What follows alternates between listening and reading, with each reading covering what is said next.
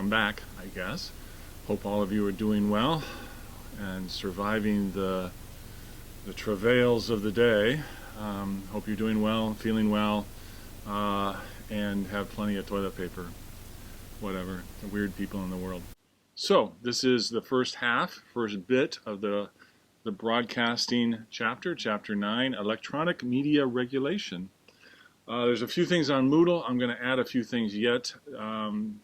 For right now, there's a frequency allocation chart. I'll explain what that is. I may cut a little bit into the video so you can see what I'm talking about, but that will be online. It's also very big, so you can zoom in on it to see all the weird stuff that fits into the broadcast spectrum, or how it's sliced up. There is a summary of the broadcast chapter. I will also put up outlines if that helps you. There is the FCC versus Pacifica case. That's the George Carlin, the 7 words you can't say on the radio deal. There is also a link to that audio, I guess. It's not really a video, but it's on YouTube that you can listen to if you're interested. Brief article on TV broadcast indecency. I know I said at one point we're not going to do the obscenity and indecency chapter, but it is really, I mean, they separated in the book. Indecency is pretty much tied to broadcast, so we're going to have to talk about it a little bit. I've got a schedule. It will be up also on Moodle to get us through the end of the semester.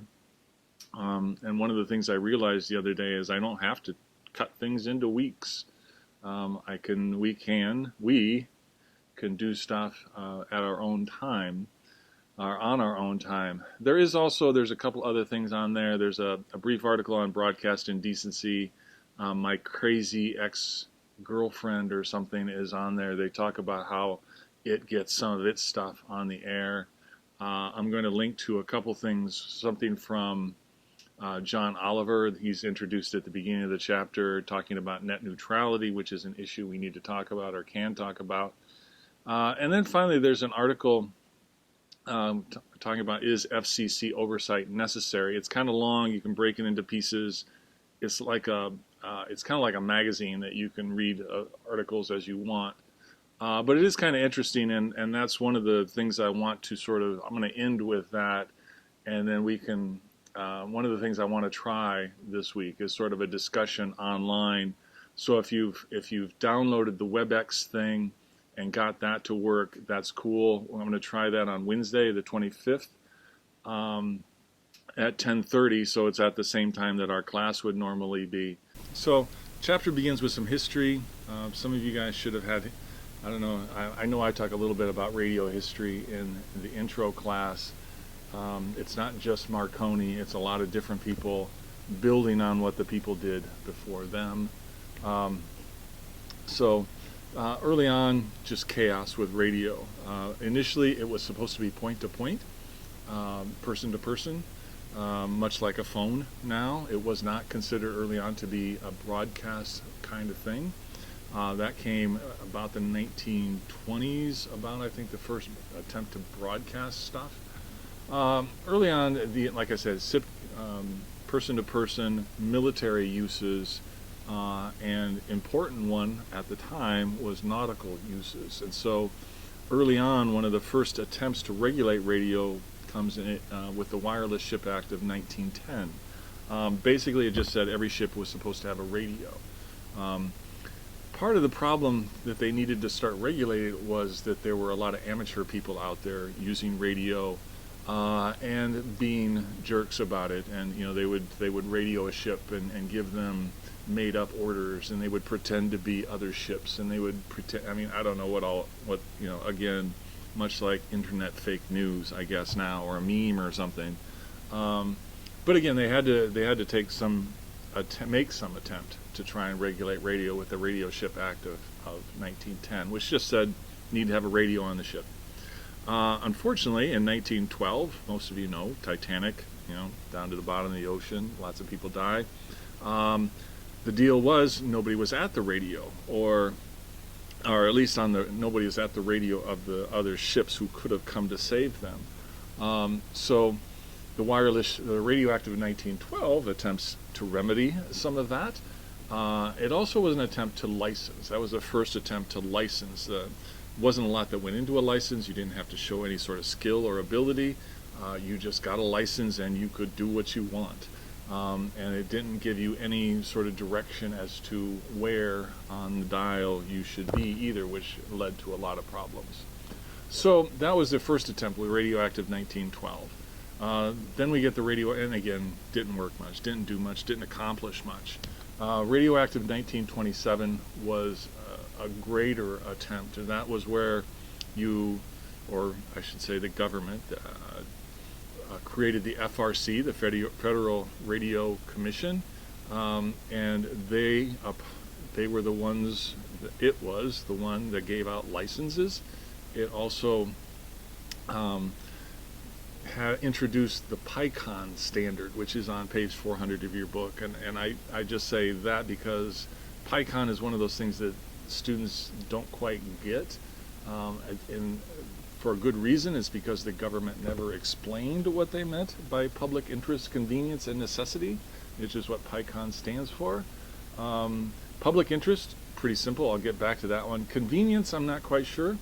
They all kind of go together. Public interest is, again, this idea that radio was powerful. Radio could do good things. Radio could help people. It could educate people.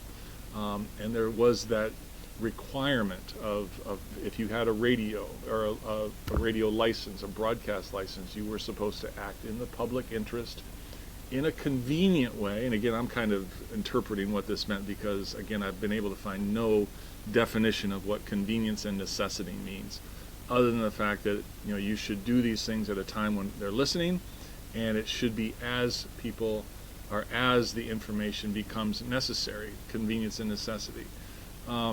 One of the things that we're going to talk about is why is radio treated differently? Why is radio treated differently than newspapers? Or I should say broadcast is different. It's radio at first and then television. Why is radio and broadcast treated differently is because it travels over the air, in the ether. And what they thought was that all the citizens owned that. That's kind of our air that you're using to make money, so you should give something back. One of the things we're going to talk about is there are a couple different rationales for having the FCC and why broadcast is treated differently. One is that public interest angle. The other one we'll talk about a little bit later is that there's a scarcity of places on the dial for radio. And the other one is, again, that you should, it's a powerful medium and people should get something back from it.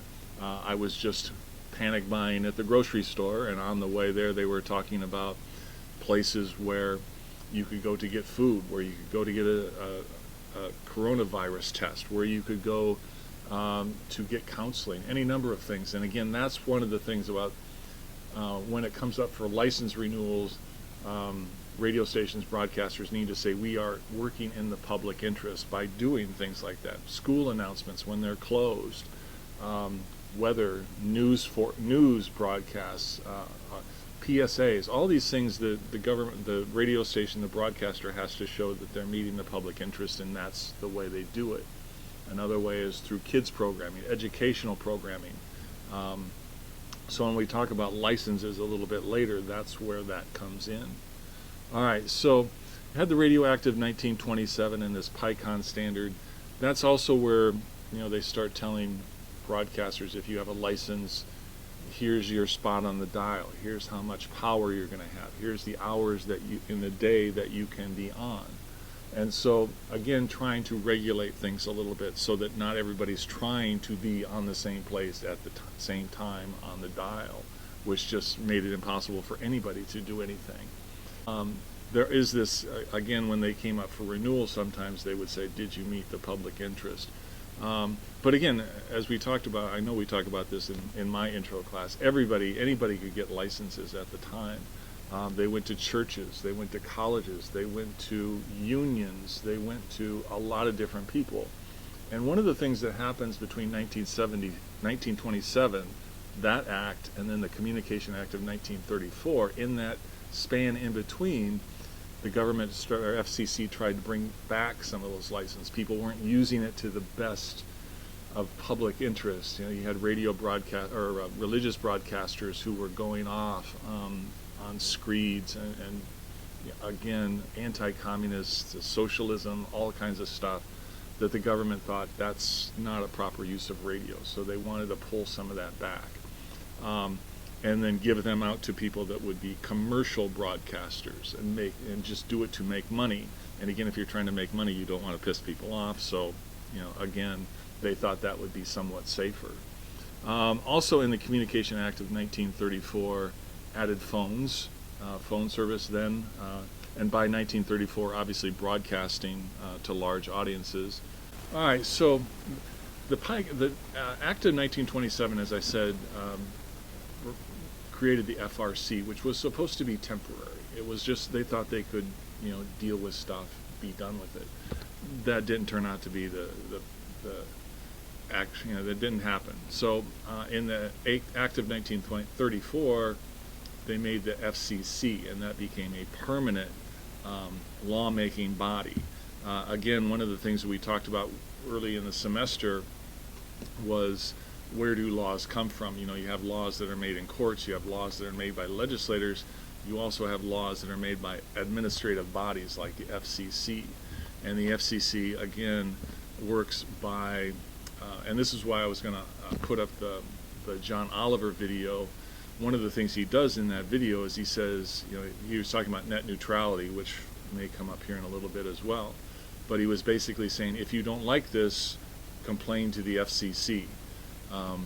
And that's the way the FCC kind of works, is rulemaking, in that they will make a rule, they'll kind of float it out there and see what people think. They'll get reactions from the public, and that's one of the things that happened in net neutrality. It doesn't mean the government has to listen. It doesn't mean that they're going to take a vote. It just means that they're going to hear your concerns, and then they will decide what to do. So that's what happened with net neutrality. Is I'll put up the John Oliver video. You can kind of watch that. Lots of profanity if you like that sort of thing. I do. Okay, so from 1934 up until the 70s, 80s, not a lot of changes. There were attempts to rewrite the law. Didn't really do much. So the Communication Act of 1934, you know, stays pretty consistent. They do add cable. They do add satellite to the FCC's oversight. Satellite and cable are treated differently, and we'll talk a little bit about what that means. But by the 80s, when you had Reagan in office, there was this idea that we need to deregulate. And deregulate is a term you're going to hear fairly often.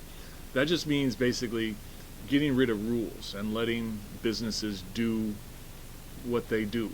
Let the marketplace decide is what you often hear. So again, cutting a lot of red tape, cutting a lot of rules.